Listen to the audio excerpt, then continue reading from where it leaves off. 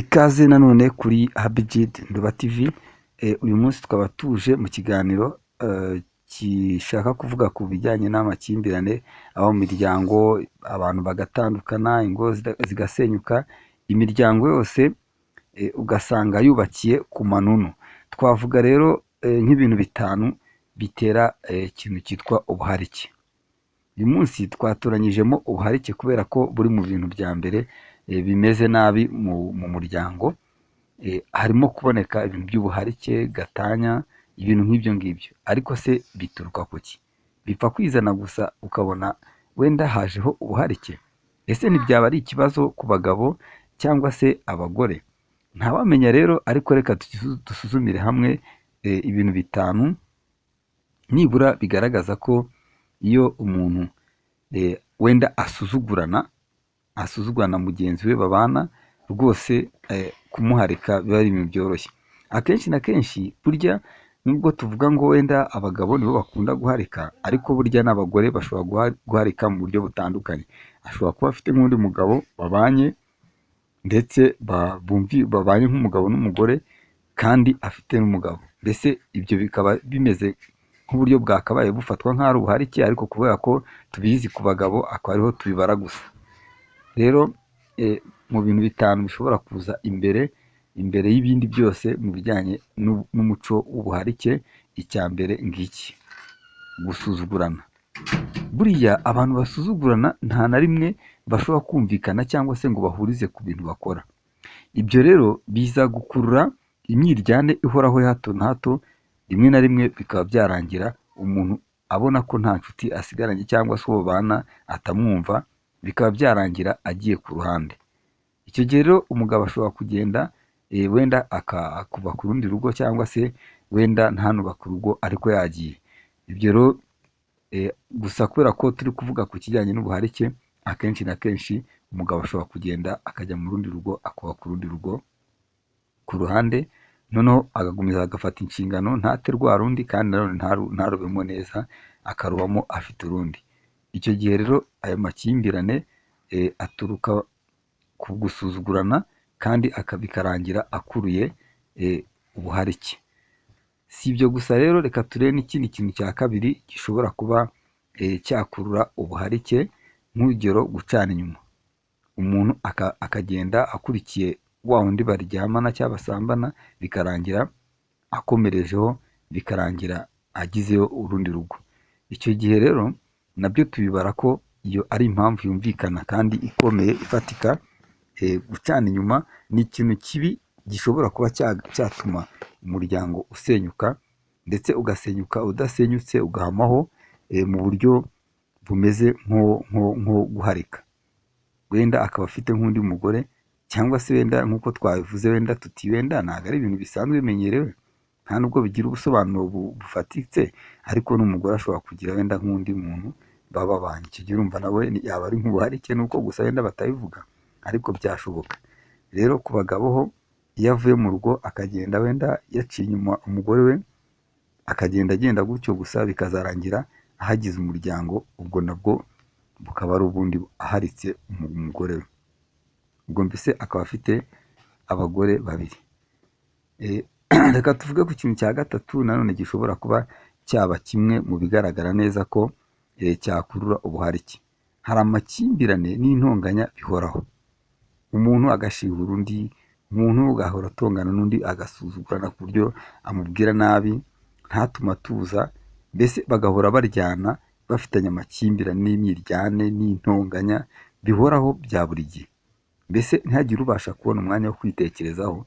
Rero biza kurangira nta muntu ubasha kumva undi.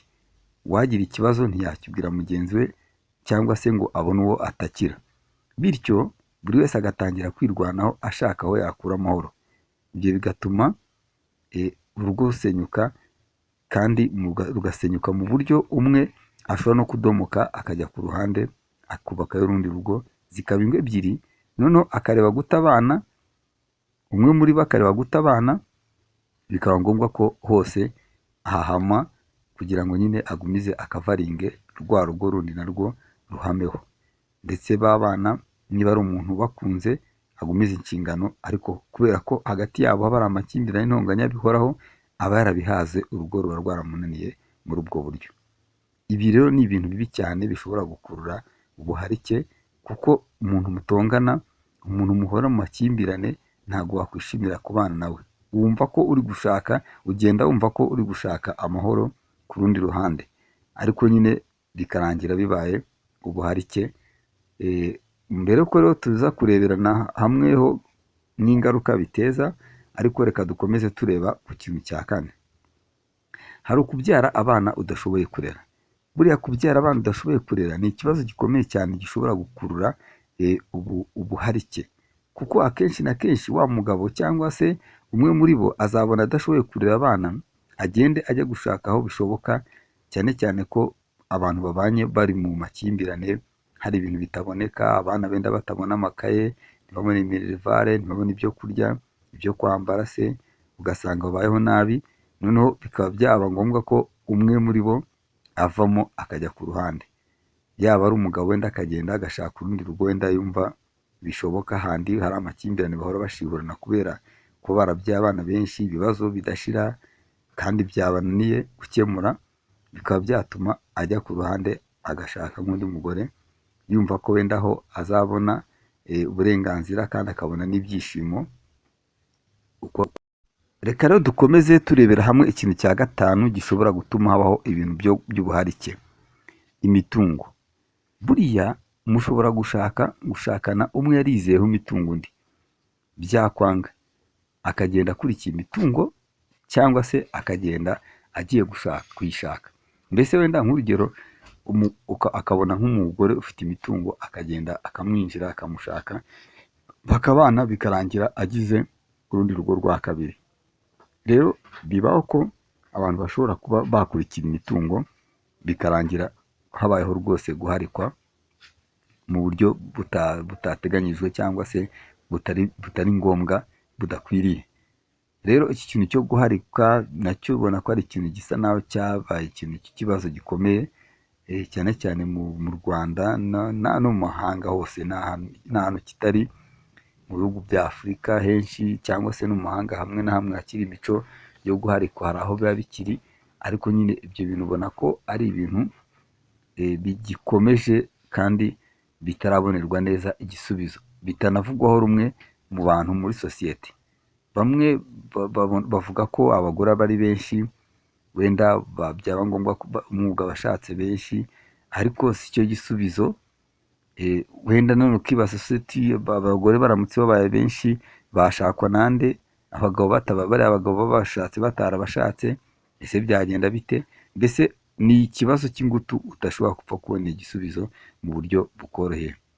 Gusa twebwe uyu munsi twababwiraga ibintu bitanu nibura. Ubwo nibura rero ibyo bitanu mukaba mubimenye, hari birimo gusuzugurana, gucana inyuma, amakimbirane n'intonganya bihoraho bidashira, kubyara abana benshi udashoboye kurera, abandi bakaba bagenda bakurikiye imitungo, kuko twasanze nko kubyara abana benshi bigenda biteza kuba harimo ubushobozi buke.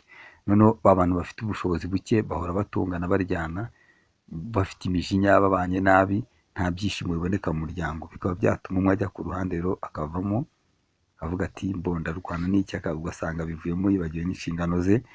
Ikindi ni uko amakimbirane n'intonganya bihoraho bya buri gihe, nabyo rwose birumvikana ko biri mu kintu gitera gikomeye cyane cy'ikibazo gishobora gutera ubuharike. Gucana inyuma byo birumvikana, agenda gutyo bikarangira hamweyo, bikababaye urundi rugo rwa kabiri. Ikindi ni ugusuzugurana bya hato na hato, ntawumvikana n'undi. Ibyo nabyo rwose ni ikibazo gikomeye. Reka dusoreze hano rero, tubabwira tuti mugumize mugire amahoro y'Imana. Abakoze subscribe kuri Ihabi Ndwa TV, turabashimira, kandi n'abatarayikora bashyashya bakigeraho aka kanya, namwe mukore subscribe kugira ngo tujye tubana umunsi ku wundi. Mukore share, like, comment, ibiganiro nk'ibi ntibikajye bibacika, twungurane ubwenge turebe se ni ibiki twakora kugira ngo sosiyete igende neza. Murabeho.